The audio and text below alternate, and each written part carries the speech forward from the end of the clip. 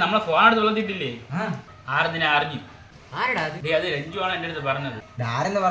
സച്ചു ആണ് ഫോൺ എടുത്ത് വളർത്തിയിട്ടത്. സച്ചു തന്നെ രഞ്ജുവിന്റെ അടുത്ത് പറഞ്ഞത്. നമുക്ക് അവന്റെ വീട്ടിൽ പോയി ചോദിക്കാം.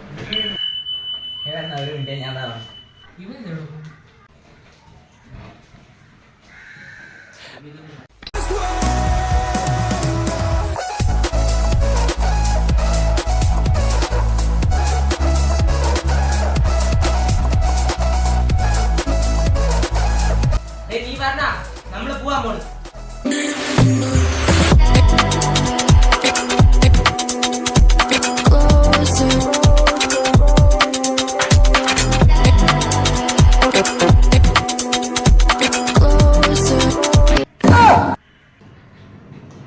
പോവാ എന്റെ ഷൂ